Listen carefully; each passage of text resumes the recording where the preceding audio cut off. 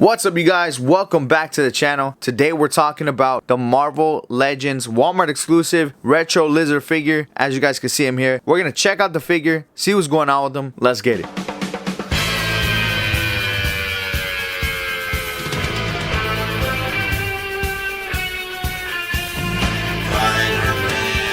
What's up, you guys? Welcome back to the channel. It's your boy Mike's Action Figures, and yes, we're taking a look at this retro card of lizard. Finally, he's here. He finally came, and we're gonna take a look at him. My box came pretty damaged. It came like smushed all over here, but it's cool. I'm not an inbox collector, but for the packaging for you guys, this is how it looks. You get the back of the packaging, and I know a lot of reviewers take their time to read the description and all that. I'm sure when you get the figure, you'll do that. But for anybody toy hunting at Walmart, so let me go ahead. So I know everybody needs that barcode, and hopefully this helps you guys out. I'm sure a bunch of people already did this, but hopefully this helps you when you're hunting for that figure at Walmart. All right, you guys, so we're gonna go ahead and take this figure out of the packaging. We're gonna check out the figure by itself. Let's get it, you guys. All right, you guys, so here he is out of the packaging. We got our Kurt Connors, our lizard figure. This head sculpt is his first look when he appeared in the comics. I will put a picture right here so you guys can see kind of the resemblance of this head sculpt. But I want to point out this head sculpt right here. This head sculpt right here is a really nice head sculpt. I want to say that this is the more menacing lizard look. It's the one that to me is gonna be my primary head sculpt to go with this figure. So I'm gonna swap these out right now. So I'm gonna go ahead and swap these out. So we're gonna go ahead and pop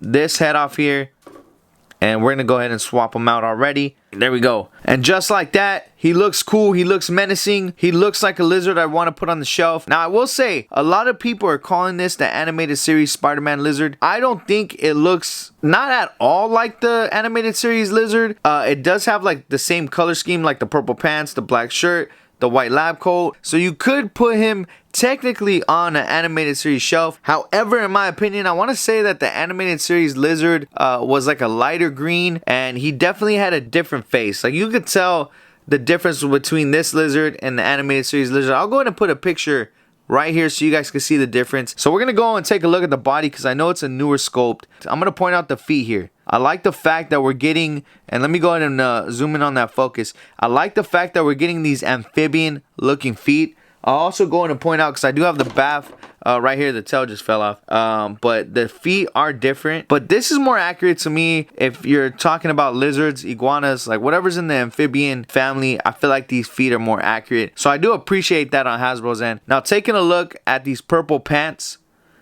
it reminds me of the fact that we have not gotten a Bruce Banner, so I'm sad about that right now.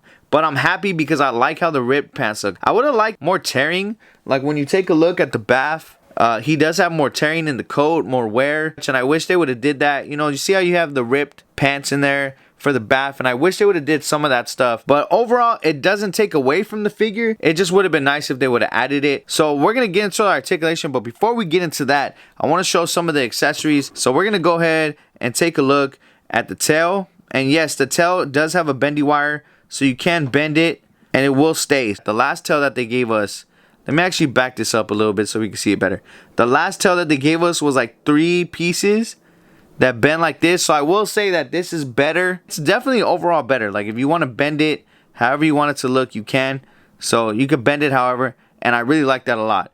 Now, we also get some hands. We have some open hands, 2 open hands, and then we get your average fisted hand and a gripping hand for his beakers that he comes with, because he comes with 2 beakers. Now, you get one that's triangle shaped with like a translucent red, and then you get another one that's circular shaped, and this one is a translucent yellow. Now, I'm gonna go in closer because one of the things that bothers me about this is that you can see the little clear gaps in the triangle. I feel like they could have made it more full, made it look a little bit better. And then they could have did the same thing with the yellow as well. Like, it's like a tiny small thing of yellow. They could have made the whole circle more yellow. They could have also added like a smoke effect to like plop in there so it looks like smoke's coming out of there.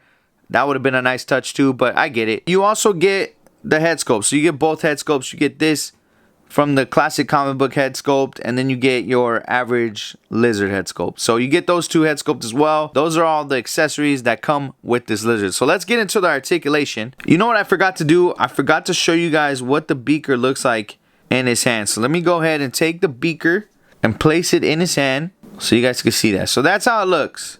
That's how it looks when it's in his hand. I'll show you the other one too. Let's go ahead and grab the other one. So this is the other beaker in the lizard's hand. So he does hold them. What would have been cool too is if they would have gave you 2 fists and 2 beaker holding hands. So he could have had like a beaker in this hand and a beaker in that hand, but they decided not to go that route. I don't know why. They just gave you a fisted hand and a beaker holding hand, but not 2 of each.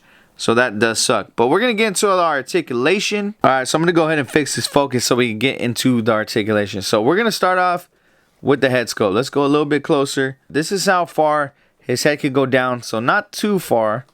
He could go this far up. You do have some head tilt there. So you got some tilt. A lot of it. And then we have our arm articulation. I always like to see how high the arms go up. That's always important to me. I'm going to do both of them for you. Bam. Why does this one go higher? No, it's about the same. Not too bad, not too bad. Let me go ahead and back this up a little bit. So let me go ahead and fix these. You get the pinless double jointed arms, which is nice. They can go forward. He can go this far forward. Then we got our awesome diaphragm movement. Let me back that up. So we can move side to side, twist all the way around if you want to. Go forward. He can go this far forward. And then he could also go... Let's see how far back he goes. This is about as far back as he goes. So not too far back. The legs can go up. You get your double jointed pinless knees, which are a little tight, but it works. That's what she said. Okay, so just in case you guys are curious on the posing for the tail. The tail doesn't really do much. You can't really move it up or down on the peg. It'll pop off. But it does go side to side. And then you do have the bendy wire. So you can kind of bend it to kind of look however you want. So if you want it to look a little like that, I'll go ahead and back it up. But if you want it to look like that, it will. So that's not too bad. It doesn't go up or down like the other tail. It just goes side to side. At least we got bendy wire, right? And then you obviously get your ankle pivot. That's our articulation. So I'm going to go ahead and do some size comparisons. Then we'll get some posing going. And then we'll go ahead and end it there. So let's check it out. Alright, you guys. So to start off the size comparisons, we're going to put this Walmart exclusive lizard next to the Build-A-Figure lizard. Honestly, the Build-A-Figure lizard looks more like a dinosaur to me than a lizard. He just like looks like a raptor or something, like in the head sculpt. The body is nice though. I think if you're looking for something that's a little bit bigger, bulkier, scarier, the Build-A-Figure is gonna do it for you. But if you don't want to spend that kind of money and you want to go a little bit cheaper, this lizard is gonna do it for you. He's definitely gonna do the job. So we're gonna go ahead and take out this lizard right here, and we're gonna swap him out for another animated style look.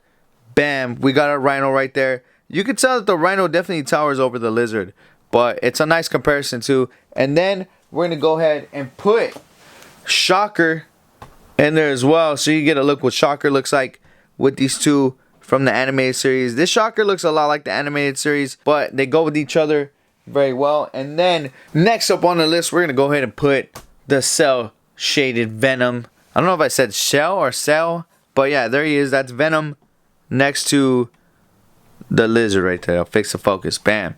Then finally, the man of the hour, Spider-Man himself, the Walmart exclusive Spider-Man, right next to the lizard.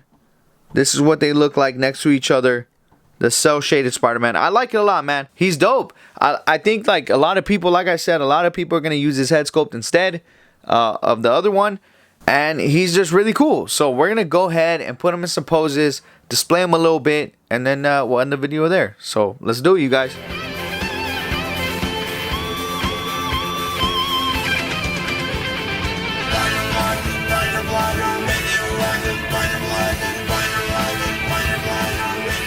I told you fools, this is going to be a good video.